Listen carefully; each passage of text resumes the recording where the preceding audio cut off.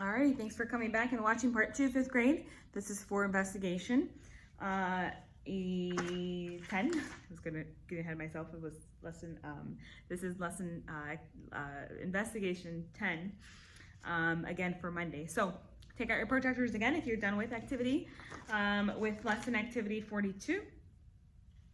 What you're going to need is you're going to need your protractor and unlined paper. So any paper that is blank, if you have anything that is, something like this, just blank, nothing behind it, you can use even your lesson activity. I don't mind if we use that.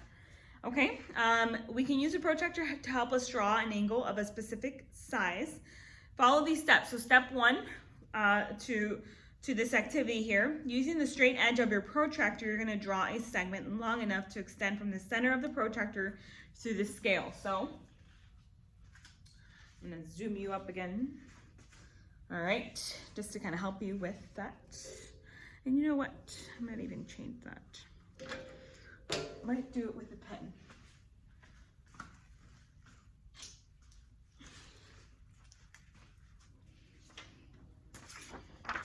All right, let me help you here. Can you see that? All right, I think you can see, okay. All right, don't follow me, don't follow me. All right, you can see, right? Okay, very good.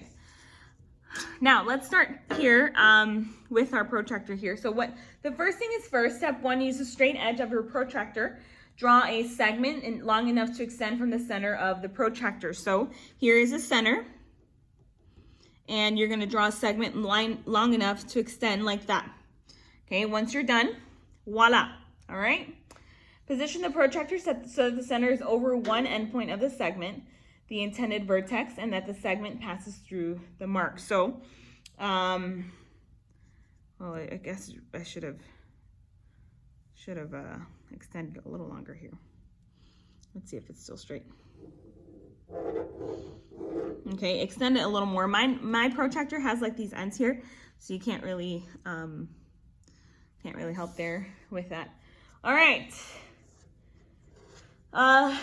Find the number on the protractor that matches the size of the angle you wish to draw. Be sure to you are reading from the correct scale. Make the dot on your paper even with the scale mark on the protractor. We have shown the mark here. So you're going to basically choose whatever degree you want it to finish on. Okay, so again, I'm going to start with the, okay, like this. And I'm going to decide that I want to do a, let's see, I'm going to start from 0 here. I want it to go all the way to, let's do 145 right here. So just draw a dot here. Okay. 145. You can choose whichever one you want. Then remove you're going to remove the protractor and draw the remaining side of the angle from the vertex through the dot. So now I'm going to use a straight edge to finish my angle here from one dot to the next dot. Do you see it? Okay. All right. And I am finished. All right. Now, what do I have here now?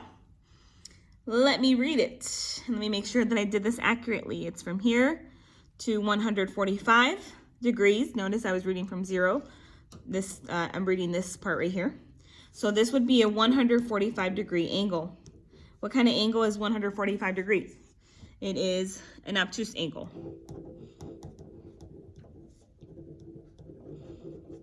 All right. So now that we've done that, hello again. All right. All right, so you're going to follow steps 1 through 4 from activity 3. Let's see, from activity 3 that we just did right now. And you're going to draw angles with these measures. So you're going to draw a 30-degree angle. You may draw it in any way, any form. You're going to draw a 90-degree angle, a 110-degree angle, and a 70-degree angle. Okay, so you're going to do that on your own piece of paper for investigation for number 5. All right, for number 5, 6, 7, 8. And then also, the last thing you're going to do is you're going to do the exterior angle. On page 657 here for investigation. Angles have interior and exterior measurements. In activity 3, you drew an angle with an interior measurement of 60 degrees.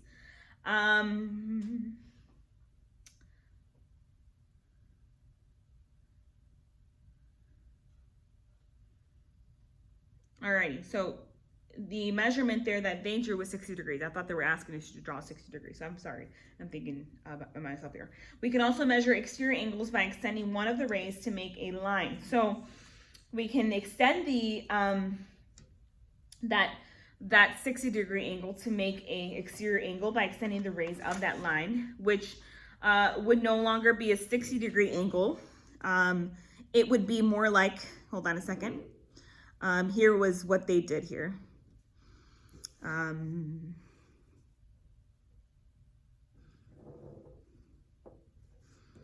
60 degrees. I'm going to show you here in a few minutes. I could extend that example.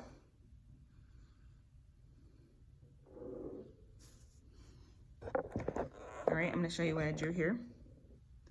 Can you see? Oh, I'm doing it the wrong way, right? Okay, I guess it doesn't help. Okay. You see that? Alrighty. So here I have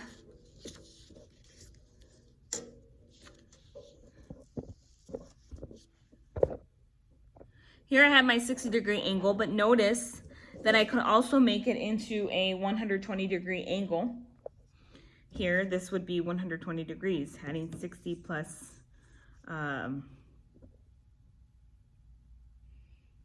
60 and 120 would make